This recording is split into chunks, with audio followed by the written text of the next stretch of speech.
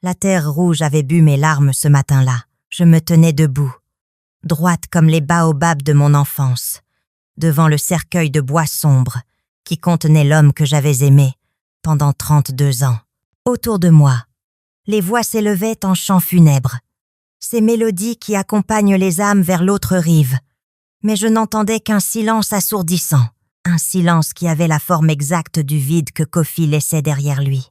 Mes enfants se serraient contre moi, Ama d'un côté, Kwame de l'autre, tous deux habillés de noir, tous deux portant sur leurs visages jeunes les marques d'une douleur trop lourde pour leur âge.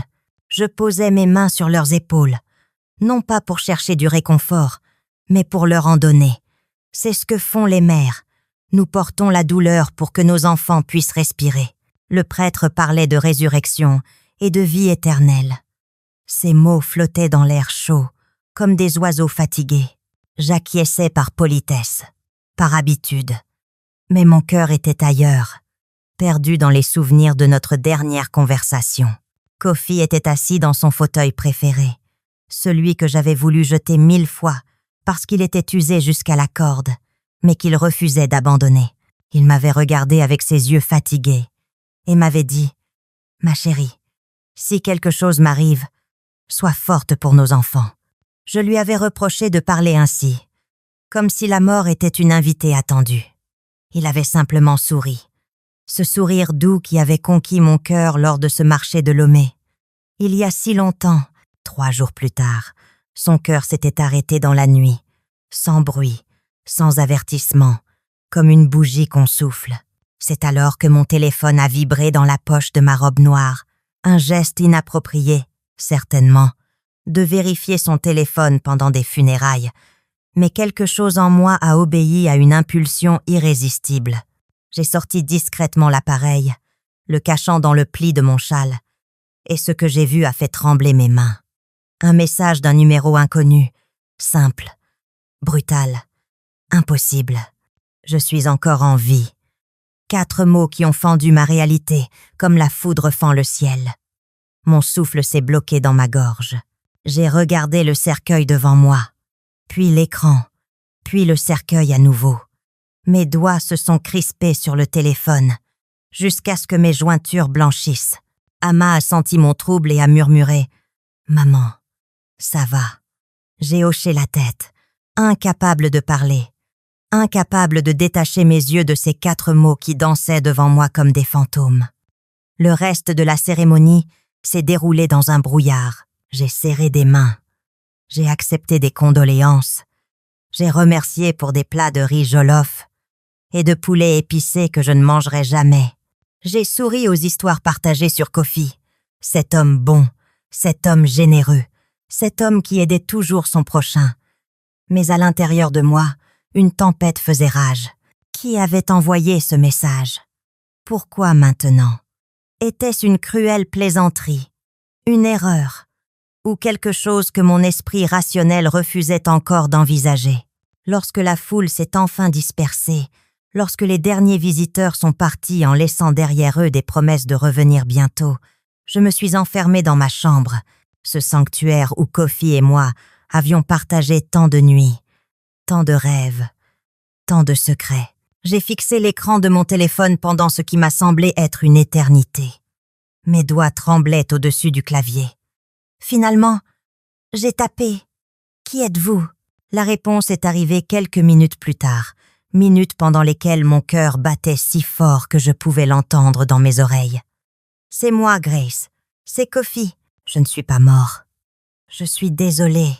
J'ai laissé tomber le téléphone, comme s'il m'avait brûlé. Impossible. J'avais vu le corps de mon mari. J'avais touché sa main froide. J'avais pleuré sur sa poitrine immobile. Les médecins avaient signé le certificat de décès. Tout ceci ne pouvait être qu'un cauchemar, une hallucination née de mon chagrin. Mais le téléphone a vibré à nouveau. Et à nouveau. Message après message, chacun contenant des détails que seul Kofi pouvait connaître. Notre premier rendez-vous au bord du lac, le surnom qu'il me donnait quand nous étions seuls. La cicatrice sur mon épaule que personne d'autre ne pouvait voir. Je me suis levée, chancelante, et j'ai marché jusqu'au miroir. La femme qui me regardait semblait avoir vieilli de 10 ans en une journée. Ses yeux étaient rouges. Ses cheveux gris tressés étaient défaits. Son visage portait les traces d'une douleur qui dépassait l'entendement. Je me suis parlé à voix haute, comme ma grand-mère le faisait quand elle cherchait la sagesse. « Grace, tu perds la raison. Le chagrin te fait voir des choses qui n'existent pas. » Mais le téléphone continuait de vibrer, persistant, insistant, impossible à ignorer. Un nouveau message est apparu avec une adresse, un endroit à la périphérie de la ville, suivi de ces mots. « Viens seul. S'il te plaît. Laisse-moi t'expliquer. Je t'en supplie. » La nuit était tombée sur Libreville comme un voile noir. Je suis sortie sans dire à mes enfants où j'allais, ne laissant qu'un mot vague sur la table de la cuisine. Le taxi m'a conduite à travers des rues que je ne connaissais pas, vers des quartiers où la lumière se faisait rare. Le chauffeur me regardait dans le rétroviseur avec inquiétude. « Madame, vous êtes sûre de cette adresse? Ce n'est pas un endroit pour une femme seule la nuit. » J'ai insisté, ma voix plus ferme que je ne me sentais. Il m'a déposée devant une petite maison au mur délavé, avec une porte en bois écaillée et une fenêtre éclairée par une lumière faible. J'ai payé la course, et je suis restée là, immobile, me demandant si je franchirais cette porte, ou si je ferais demi-tour vers la sécurité de ma maison, de mon chagrin familier, de ma réalité brisée, mais compréhensible. J'ai frappé. 3 coups, fermes, décisifs. La porte s'est ouverte, et ce que j'ai vu a fait vaciller toutes mes certitudes. Devant moi se tenait un homme qui ressemblait à Kofi comme un frère jumeau. Mais ce n'était pas Kofi. Ou plutôt, ce n'était pas le Kofi que j'avais enterré ce jour-là. Cet homme était plus mince, plus pâle, avec des cheveux rasés là où Kofi avait ses boucles grises. Il portait des vêtements que je ne reconnaissais pas et avait dans les yeux une peur que je n'avais jamais vue chez mon mari. Il a ouvert la bouche pour parler, mais aucun son n'en est sorti. Nous nous sommes regardés pendant un long moment, et puis il a murmuré « Grace, je sais que tu ne comprendras jamais, mais laisse-moi essayer. » Il m'a fait entrer dans cette maison étrangère qui sentait le moisi et la peur. Nous nous sommes assis à une table bancale, face à face, comme nous l'avions fait 1000 fois dans notre cuisine. Mais cette fois, tout était différent. Tout était faux. Il m'a raconté une histoire qui aurait pu sortir d'un mauvais film. Une histoire de dette qu'il ne pouvait pas payer, d'hommes dangereux qui le menaçaient, de la seule solution qu'il avait trouvée, simuler sa propre mort pour échapper à ses créanciers et protéger sa famille. Il avait tout planifié avec l'aide d'un ami médecin corrompu qui avait falsifié le certificat de décès. Le corps dans le cercueil n'était pas le sien, mais celui d'un homme mort dans un accident, un homme sans famille. Un homme que personne ne réclamait. J'écoutais, et avec chaque mot, quelque chose en moi se durcissait. Ce n'était pas du chagrin que je ressentais maintenant, ni même de la colère. C'était quelque chose de plus profond, de plus froid. Une trahison si complète qu'elle transformait 32 ans de mariage en mensonge. Tu m'as laissé pleurer sur le corps d'un étranger, ai-je dit d'une voix que je ne reconnaissais pas. Tu m'as laissé expliquer à nos enfants que leur père était mort. Tu m'as laissé vivre dans la douleur alors que tu étais ici, vivant, respirant, en sécurité. Il a tendu la main vers la mienne, mais je l'ai retirée comme si son contact pouvait me brûler. Grace, je l'ai fait pour vous protéger. Si ces hommes savaient que j'étais vivant, ils s'en prendraient à vous, à Ama, à Kwam. Je ne pouvais pas prendre ce risque. Je me suis levée. Mes jambes tremblaient, mais ma volonté était d'acier. Tu parles de protection, mais tu ne comprends rien. Tu ne protèges pas quelqu'un en lui volant la vérité. Tu ne protèges pas quelqu'un en le laissant s'enfoncer dans le chagrin, alors que tu pourrais le soulager. Tu ne protèges pas quelqu'un en lui faisant vivre un mensonge. Il s'est levé aussi. Des larmes coulaient maintenant sur ses joues. Ces mêmes joues que j'avais caressées tant de fois. Je suis désolée, Grace. Je suis tellement désolée. Je ne savais pas quoi faire d'autre, mais ces excuses sonnaient creux, vides, comme un récipient qu'on aurait vidé de tout ce qui lui donnait de la valeur. Je suis partie de cette maison sans me retourner, laissant derrière moi l'homme qui avait été mon mari et qui était devenu un étranger. Le trajet de retour s'est fait dans un silence que même le chauffeur de taxi n'a pas osé briser. Il voyait probablement sur mon visage quelque chose qui disait de me laisser tranquille. Quand je suis rentrée à la maison, Ama et Kwame dormaient, épuisés par le chagrin et les émotions de la journée. Je me suis assise dans le salon, dans l'obscurité, et j'ai laissé mon esprit errer vers des endroits où je n'étais jamais allée auparavant. Des questions que je n'avais jamais eu à me poser. Que signifie l'amour quand il est construit sur le mensonge? Que signifie la confiance quand elle peut être brisée si complètement?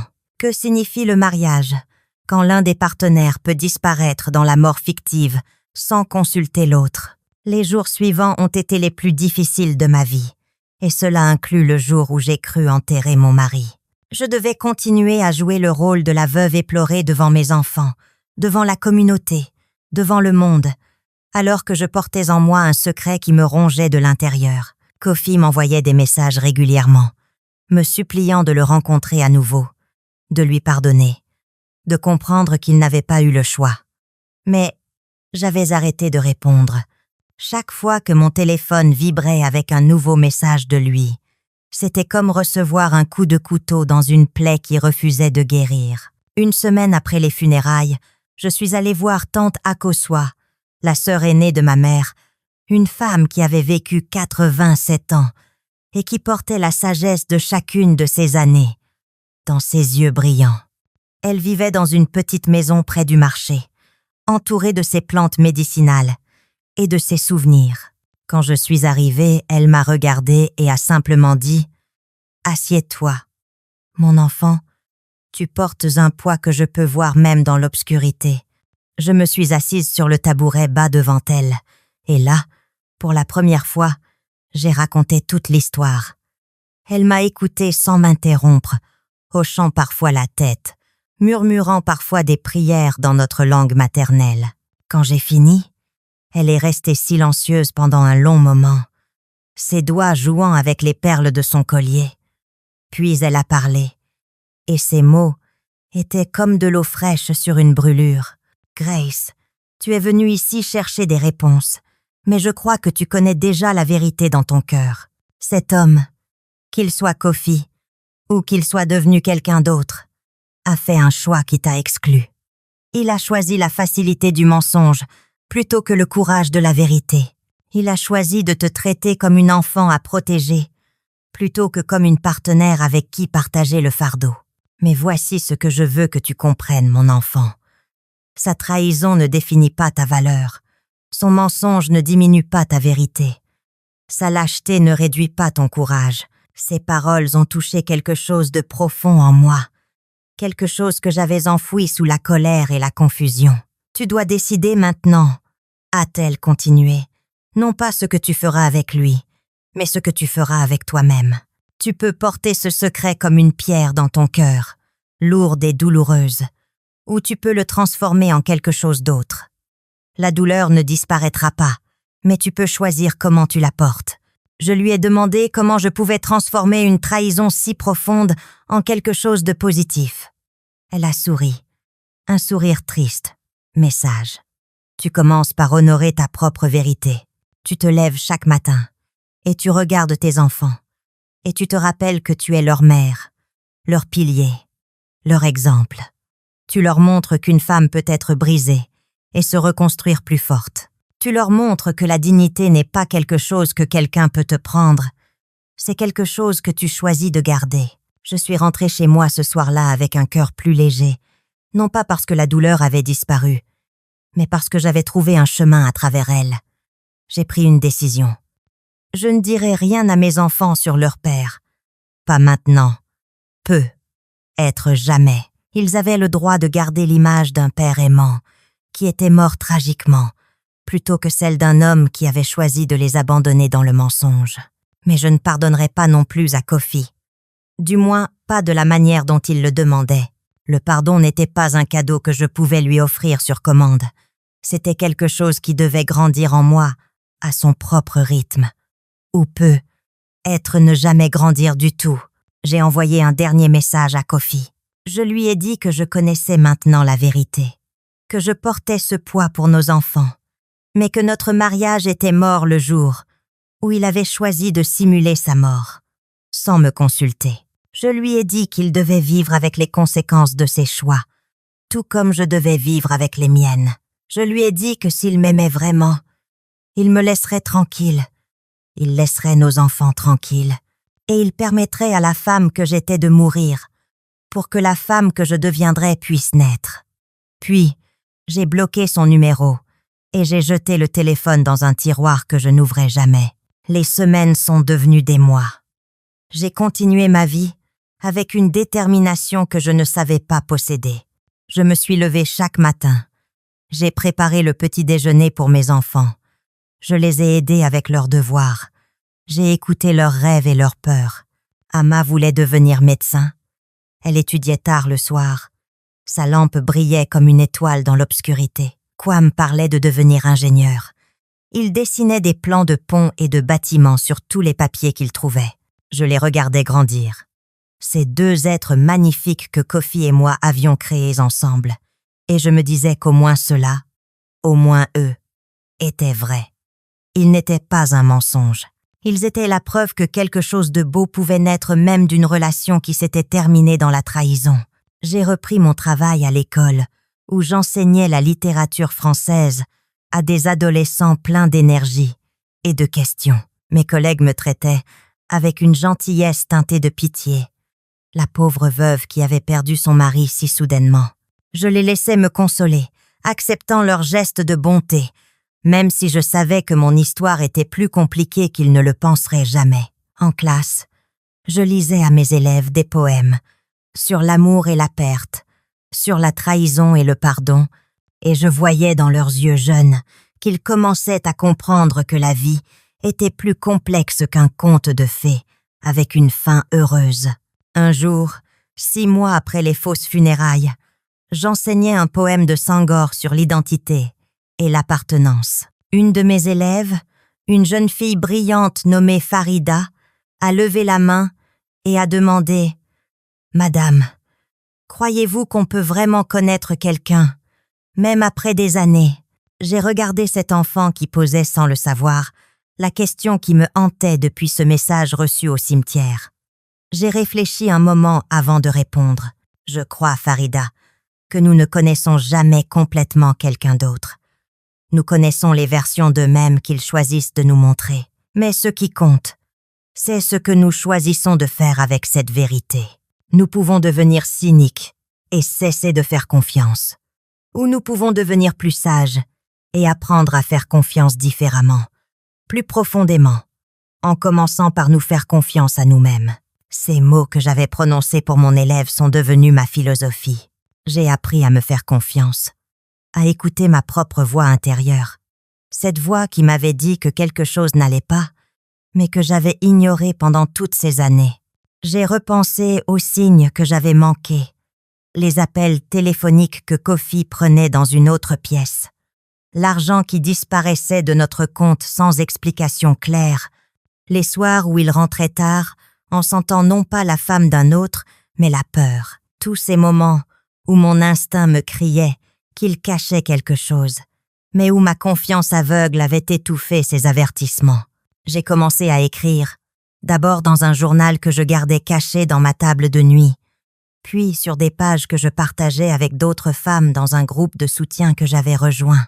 Nous étions un cercle de veuves, ou du moins c'est ainsi que nous nous présentions au monde.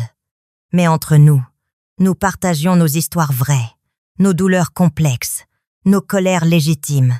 Il y avait Adjoua dont le mari était mort en laissant une seconde famille dont elle ne savait rien. Il y avait Yasmina dont le mari était parti un jour sans explication et qu'on avait retrouvé mort 6 mois plus tard dans une autre ville. Chacune de nous portait un secret qui compliquait notre chagrin, qui faisait de notre deuil quelque chose de plus lourd et plus solitaire que ce que les autres pouvaient comprendre.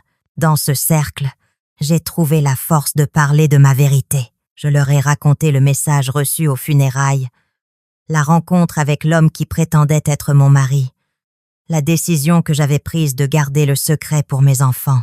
Elles m'ont écouté avec compassion et sans jugement.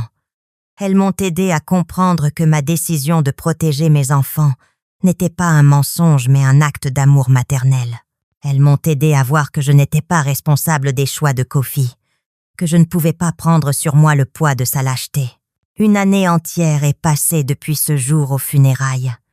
Une année pendant laquelle j'ai pleuré, j'ai guéri, j'ai grandi. Mes enfants ont continué leur chemin. Ama excellait dans ses études de médecine. Kwame avait été accepté dans une prestigieuse école d'ingénieurs. Ils parlaient parfois de leur père avec nostalgie, partageant des souvenirs heureux, et je les laissais garder ces souvenirs intacts. Je ne leur volerais pas leur père, même si leur père m'avait volé ma vérité. Un soir, alors que je préparais le dîner dans la cuisine qui avait été témoin de tant de repas familiaux, de tant de conversations, de tant de vie, mon téléphone a sonné, un numéro que je ne reconnaissais pas. J'ai hésité avant de répondre, mais quelque chose m'a poussé à le faire. Une voix de femme, douce mais ferme, s'est présentée comme une assistante sociale. Elle m'a dit qu'un homme nommé Kofi Mensah avait été hospitalisé après un accident grave. Il était conscient mais affaibli, et il demandait à me voir. Il disait que j'étais sa femme. J'ai senti mon cœur se serrer. Non pas de douleur cette fois, mais de quelque chose de plus complexe, de la compassion peu. Être mélangé à de la colère résiduelle et à une tristesse profonde pour ce qui aurait pu être. J'ai remercié l'assistante sociale et j'ai dit que je viendrais, pas pour Kofi, mais pour moi, pour fermer ce chapitre de ma vie de la manière dont il devait être fermé. Je suis allée à l'hôpital le lendemain, seule, comme j'avais fait tout le reste. Kofi était dans une chambre au 3e étage, allongé dans un lit blanc, connecté à des machines qui bipaient régulièrement. Il avait encore maigri. Son visage était celui d'un vieil homme maintenant, marqué par le poids de ses secrets et de sa culpabilité. Quand il m'a vue entrer, ses yeux se sont remplis de larmes. « Grace, tu es venue. Je ne pensais pas que tu viendrais. » Je me suis assise sur la chaise à côté de son lit, gardant une distance physique qui reflétait la distance émotionnelle entre nous. Je suis venue, Kofi. Non pas parce que je t'ai pardonné, mais parce que je me suis pardonné à moi-même. Je me suis pardonné d'avoir cru en toi alors que tu ne méritais pas cette confiance. Je me suis pardonné d'avoir ignoré les signes qui auraient pu m'avertir. Je me suis pardonné de t'aimer malgré tout ce que tu as fait. Il a tendu une main tremblante vers moi, et cette fois, je l'ai prise, non pas comme une épouse prend la main de son mari, mais comme un être humain reconnaît l'humanité d'un autre, avec toutes ses faiblesses et ses échecs. Je lui ai parlé pendant 1 heure, lui racontant comment sa décision avait affecté nos enfants, comment j'avais dû porter le poids de son mensonge, comment j'avais dû me reconstruire morceau par morceau. Je lui ai dit que je ne révélerais jamais la vérité à Ama et Kwame, non pas pour le protéger lui, mais pour les protéger eux. Je lui ai dit qu'il devait vivre avec le fait que ses enfants se souviendraient de lui comme d'un homme mort, un fantôme du passé, et que c'était le prix qu'il devait payer pour le choix qu'il avait fait. Il a pleuré en écoutant, des larmes silencieuses qui coulaient sur ses joues creuses. Je sais que je ne mérite pas ton pardon, Grace. Je sais que j'ai tout détruit, mais s'il te plaît, sache que je t'ai aimé. À ma façon tordue et imparfaite, je t'ai aimé. Je me suis levée pour partir, et avant de franchir la porte, je me suis retournée une dernière fois. L'amour sans vérité n'est qu'une illusion, Kofi. Tu m'as peu être aimé, mais tu ne m'as pas respecté assez pour me faire confiance avec la vérité. Et sans respect, l'amour n'est qu'un mot vide. Je suis sortie de cette chambre d'hôpital avec la tête haute, mes épaules droites, mon cœur plus léger qu'il ne l'avait été depuis longtemps. Je ne sais pas ce qui est arrivé à Kofi après cela. Je n'ai pas cherché à le savoir. Il appartenait maintenant à une partie de ma vie qui était close, scellée, archivée dans les coins de ma mémoire où je garde les leçons apprises, mais pas les douleurs à revivre. Les années ont passé, apportant avec elles leur joie et leur peine naturelle. Ama est devenue médecin, travaillant dans un hôpital pour enfants, où elle soigne avec une compassion qui me remplit de fierté. Kwame a construit des ponts, littéralement, son travail aidant à connecter des communautés isolées. Ils ont tous deux trouvé l'amour, construit leur propre famille. Et je suis devenue grand-mère, un rôle qui m'apporte une joie que je ne pensais plus possible après tout ce qui s'était passé. Mes petits-enfants m'appellent « Maman Grace ». Et quand ils grimpent sur mes genoux pour écouter mes histoires, je leur parle de courage, de vérité, de la force qu'il faut pour rester debout quand tout s'effondre autour de soi. Je leur enseigne que la vie n'est pas un conte de fées où tout finit bien, mais une série de choix que nous faisons chaque jour. Le choix d'être honnête, même quand le mensonge serait plus facile. Le choix d'être fort, même quand nous nous sentons brisés. Le choix de continuer à aimer, même après avoir été trahis. Je leur dis que leur grand-père était un homme bon mais imparfait, comme nous tous. Et je laisse cette image simple leur suffire. La vérité complexe, je la garde pour moi. Un poids que je porte avec dignité, parce que c'est mon choix de le porter, parce que c'est ma force qui me permet de le porter. Aujourd'hui, quand je me regarde dans le miroir, je vois une femme différente de celle qui se tenait aux funérailles de son mari, il y a toutes ces années. Je vois les cheveux complètement gris maintenant, les rides profondes autour des yeux et de la bouche, les signes du temps qui passe et des batailles menées. Mais je vois aussi quelque chose de nouveau dans ses yeux. Une lumière qui vient de l'intérieur, une certitude qui ne peut pas être ébranlée par les mensonges des autres. Je vois une femme qui a appris que la dignité n'est pas quelque chose que quelqu'un peut nous donner ou nous prendre. C'est quelque chose que nous cultivons en nous-mêmes, jour après jour, choix après choix, vérité après vérité. La leçon que j'ai apprise de cette expérience, celle que je partage maintenant avec vous qui m'écoutez, c'est que la douleur est inévitable, mais la manière dont nous la portons est notre choix. Nous pouvons laisser la trahison des autres nous transformer en personnes amères et méfiantes, ou nous pouvons utiliser cette douleur pour creuser plus profondément en nous-mêmes, pour découvrir des réservoirs de force que nous ne savions pas posséder. Nous pouvons laisser les mensonges des autres définir notre vérité, ou nous pouvons construire notre propre vérité sur le fondement solide de notre propre intégrité. Je ne prétends pas que c'est facile. Il y a encore des nuits où je me réveille en pensant à ce message reçu aux funérailles, où je me demande si j'aurais pu faire les choses différemment, si j'aurais dû révéler la vérité à mes enfants, si mon silence était de la protection ou de la complicité. Mais dans la lumière du jour, je sais que j'ai fait de mon mieux avec les outils que j'avais à ma disposition. J'ai choisi de protéger mes enfants d'une vérité qui les aurait blessés sans leur apporter de bénéfice. J'ai choisi de porter ce poids seul parce que c'était dans mes forces de le faire. Et j'ai choisi de transformer ma douleur en sagesse, ma colère en compassion, ma trahison en enseignement. Aux femmes qui m'écoutent et qui ont peu être vécu leur propre trahison, je dis ceci. Vous n'êtes pas définis par les actions de ceux qui vous ont trahis. Vous êtes définis par la manière dont vous vous relevez après être tombés. Votre valeur ne dépend pas de la fidélité de votre partenaire, mais de votre fidélité envers vous-même et vos propres valeurs. Votre histoire n'est pas finie simplement parce qu'un chapitre s'est terminé dans la douleur et la déception. Vous avez le pouvoir d'écrire les prochains chapitres, et ces chapitres peuvent être remplis de guérison, de croissance, de force retrouvée. Le pardon, je l'ai appris, n'est pas quelque chose que nous devons aux autres. C'est quelque chose que nous nous offrons à nous-mêmes. Pardonner ne signifie pas oublier ou excuser. Cela signifie libérer le pouvoir que la douleur a sur nous. Cela signifie décider que nous ne permettrons plus au passé de voler notre présent et notre futur. J'ai pardonné à Kofi, non pas parce qu'il le méritait, mais parce que je méritais la paix.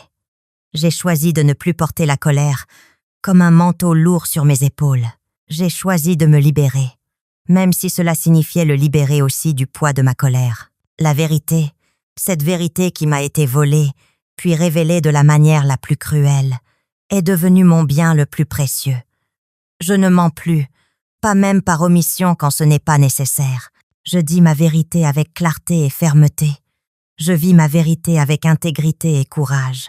Et j'enseigne à mes enfants et à mes petits-enfants que la vérité, aussi douloureuse soit-elle, est toujours préférable au plus confortable des mensonges, parce qu'on ne peut pas construire une vraie vie sur des fondations fausses, parce qu'on ne peut pas avoir de vraies relations sans honnêteté, parce que la dignité exige la vérité. Alors je me tiens ici devant vous, non pas comme une victime de la trahison, mais comme une survivante qui a transformé sa douleur en pouvoir. Je me tiens ici comme une mère qui a protégé ses enfants tout en restant fidèle à elle-même. Je me tiens ici comme une femme qui a regardé le mensonge dans les yeux et a choisi de vivre dans la lumière de la vérité. Ma voix est celle de toutes les femmes qui ont dû porter des secrets trop lourds, qui ont dû sourire à travers les larmes, qui ont dû être fortes quand elles voulaient s'effondrer. Ma voix est celle de la dignité qui persiste même quand tout le reste s'effondre. Si mon histoire vous touche, si elle résonne avec quelque chose dans votre propre vie, sachez que vous n'êtes pas seule.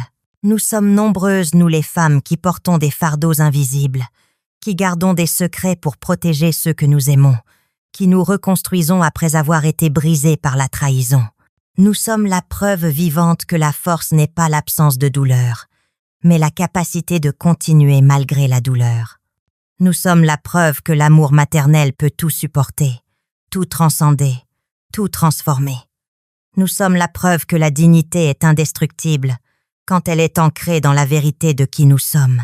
Le message que j'ai reçu aux funérailles de mon mari, « Je suis encore en vie », était plus vrai qu'il ne le pensait. Ce n'était pas lui qui était encore en vie, malgré son cœur qui battait. C'était moi. Moi qui avais survécu à la mort de mon mariage, à la mort de mes illusions, à la mort de la femme que j'étais. Moi qui avais choisi de vivre pleinement, authentiquement, courageusement, dans la lumière de ma propre vérité. Je suis encore en vie, et je suis plus vivante maintenant que je ne l'ai jamais été, parce que je vis maintenant dans la vérité.